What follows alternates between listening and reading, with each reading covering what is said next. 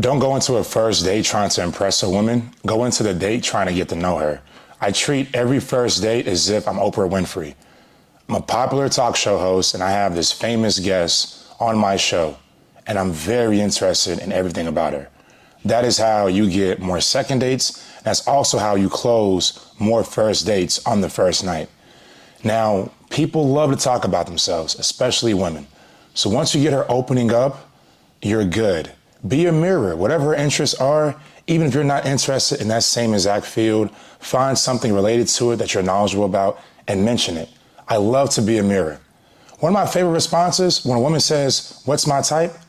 I'm going to tell her exactly what outfit she's wearing, the color of her hair, the color of her eyes, everything down to the T. Have some fun with it.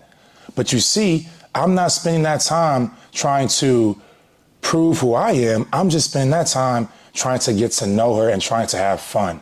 That's all you need to do on the first date. If you spend the entire date asking questions, every single time, even when she pivots the conversation back to you, you re-pivot her back to her. That is how you have really successful dates. Women love talking about themselves. They want a guy that's actually interested in them. So all you have to do is think like Oprah. Ask as many questions as possible. And every time she gets you talking about yourself, you go back talking about her. She doesn't care if you're a managing director at JP Morgan. She doesn't care if you are VP of sales at one of the biggest tech companies. She doesn't care. All she cares about is she having fun and does the guy sitting in front of her actually care? How do you show you care? You just ask questions, even if you don't care. I go on so many dates, I'm not even trying to listen to them speak, but guess what? I'm on a date. So the way you manage dates, it's a game.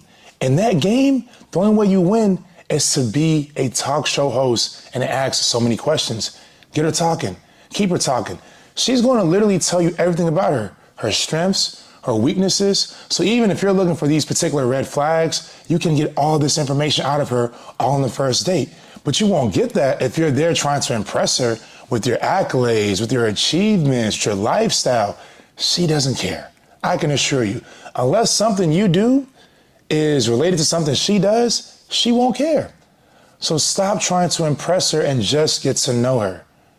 That is all it takes to have more successful dates. Stop talking so much. I don't go on dates trying to talk too much. The moment even I feel as if I'm talking too much, I will stop mid-sentence and just ask her a question. Every single time. So when I see guys that are not getting second dates, I see guys that are struggling, with keeping women around, it's because you're talking too much. She knows more about you. Do you know about her? The entire first date, apply the Pareto principle, 80-20. 80% of the conversation, she's talking. You're only talking 20%. If you were in sales and you were trying to uncover what a client's issue is so that you could provide the best solution to that client, how do you uncover it? You ask questions, you listen. You have to approach dating just like sales. So now once you have this prospect in front of you, you want to close the deal. How do you close the deal? Just ask questions, be curious. When I used to work at JP Morgan in the private banking sector, we would go to particular clients, and every single time they would take us to a client, I realized a few things. One, these bankers, they always dress like their clients. Whoever they want to go meet, they're going to replicate that client's entire image. So that's why a lot of these bankers, they do wear such simple suiting because a lot of their clients are in simple suits. That's why they're wearing polos and things like that, because where are they going to meet these clients? They're going to the golf course. You're going to dress the part. Even to the point of, I remember when I was at JP Morgan, I went to go see this very prominent, successful black man, Vernon Jordan, okay? And I was wondering, why am I being taken to this meeting? I didn't even know who we were meeting at first. I think they prefaced me prior to the meeting, so I did a quick little research on him. Okay, Vernon Jordan, civil rights activist. But why is JP Morgan bringing a black intern to meet their black client? It's sales. It's relatable. They're like, oh yeah, man, we got your money, Vernon, and guess what? With your money, we're hiring this ambitious young black man. Big corporations do it all the time. They play to the client's interests. What does the client like? How does the client look? Play to her interests. What does she like? What does she want to hear? If a girl, for instance, says she likes country, first of all, I hate country. But you know what I'm going to tell her? Oh, yeah, country got some good vibes. I love Tennessee whiskey. Shabuzi made some hits. I'm going to sit there and say, I hate country. She just said she loved country. For what? I'm going to play to whatever her interests are. If she's Republican, all of a sudden, you know what? Trump ain't that bad. I'm just trying to get some buns anyway. I know this ain't my wife. So the moment she mentions she's Republican, okay, cool. Now I know. Do I want a long-term relationship with her? Absolutely not. But I'm already here. I'm about to pay for this bill. I'm going to try to complete the mission. Oh, man, you got what beliefs? I feel you. I feel you. That's how you play the game, gentlemen. You have to be a mirror. Men that do the best in dating are men that know how to replicate the women they're speaking to. That's it. If she feels like you guys are the same, all of a sudden now it's compatibility, you know, you're her soulmate, all because you have the same unique interests. Human beings, we work alike. This is the same way as a man. If you're on a date with a girl and she says she likes anime, you're an anime fan, all of a sudden you're like, wow, this girl's really cool, she's really special. All because she likes Japanese cartoons? But yes, because she likes it, all of a sudden you're triggered. You're like, oh, now she just went from a bottom prospect to one of your top prospects because of a similar interest. So learn how to feed women whatever interest they have. Feed that right back to them. If she makes some playful jokes with you, find a moment later into the night to give her the same joke right back. That's it. If she's not even that funny, I'ma still laugh. Play the game, gentlemen. That is what being a playboy is about. You have to play the game. These women aren't difficult. They just have to be in a position to feel comfortable and open up. And once they open up, they're going to tell you everything. Childhood trauma, what happened in their relationship, what are they looking for in a guy, everything. She will literally give you the answers to the test. But you just have to ask her. So don't go into these dates trying to prove who you are, trying to show your value, trying to show how rich you are. She won't care. Remember, once again, it's about stimulating her emotionally. How can you make her feel something emotionally? And women feel whenever they're just talking about themselves, whenever they have similar interests, that's what makes them feel. Because the last guy took her on a date, he was too busy trying to tell her about, you know, his job and what he does at work. She don't care. She does not care. But ask her what she does at work. That's how you do it, gentlemen. Oh man, what do you do? So interesting. Tell me more about that. Is that your passion? Do you see yourself in that field? Is that your dream? Your family, how many relatives do you have? Your parents, are you close with them? What do your parents do? Oh, nice. Grandparents? Do you go to church? Are you artistic? All these things. Keep bringing different questions. And as you start to ask questions, you get better at it. Even asking questions, that's just a skill set. I'm so good at first dates because one, I've gone on hundreds. And then secondly, I've asked people so many questions. It doesn't matter what the conversation is. I know how to pivot it right back to her. Every single time she passes you the ball, pass it right back. Don't hold it too long. It's like hot potato. A first date is like playing hot potato. You don't want to get caught holding that potato too long. So pass it back every time. Pass it back. Pass it back. She's going to like you more. That makes it fun. And then too, when a conversation really continues to get deep and you really start to just connect a lot more, oh man, don't let there be some actual genuine chemistry. Next thing you know, you're leaving that first date. Now you guys are taking a walk and you're talking some more. You're going to another venue. But that's how you get women to, one, enjoy the first date and want to come back on a second date, is because she just spoke so much about herself. She's feeling like, man, I haven't really shared that much about myself in a very long time. That's what happens. All right, you guys heard of Stockholm Syndrome. Essentially, it's like this bank robbery where these robbers were holding individuals hostage, and the hostages fell in love with the robbers. Why?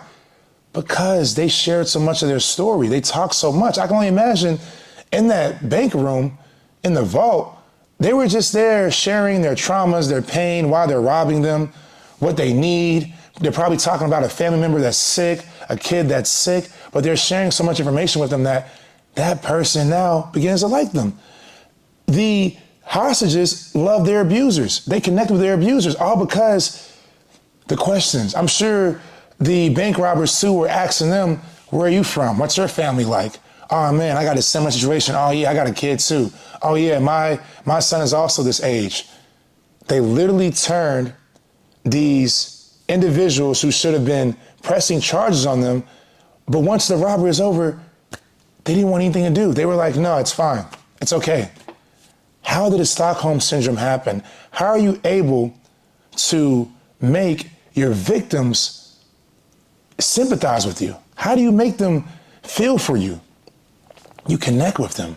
You ask them questions. You bond. You find out what is that trauma, and you connect on that trauma. Now, speaking of trauma, do not go on a first date trauma dump in. Stop, okay?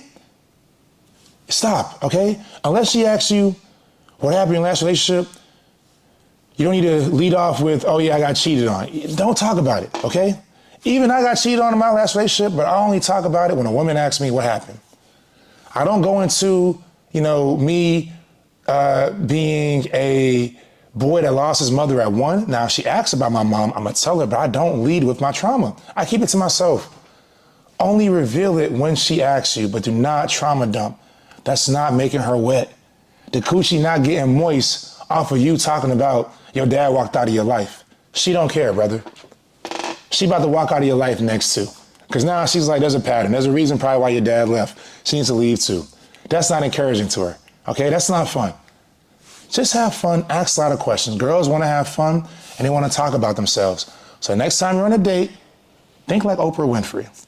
Just be so invested, so interested, so curious, so inquisitive that she just has to come back. She feels like this is a safe space. She can just share and share and share. That's how you get second dates. That's how you close the first date, by just making it comfortable. What girl is going to go to your house and she doesn't feel as if you know her or that she doesn't even know you? But how do you get to that point? You just ask a lot of questions. You share just enough. And the reason I say you share just enough is because you also want to keep that level of mysteriousness. You're not mysterious if you're talking the entire conversation about yourself. You're sharing everything, your deepest, darkest secrets. You're not going to be that interesting to her. But if you're just the calm, cool, collected guy with a smile on his face who's just asking her about her life, she's going to love it. Treat her as if it's a biopic. Act as if you're trying to write an autobiography on her. That is how you have a successful date. That's how you keep women around. They like feeling important. They like feeling special. I'm not saying pedestalize her, but just ask as many questions as possible. Don't allow the conversation to linger too long on yourself. It doesn't matter. This is about her.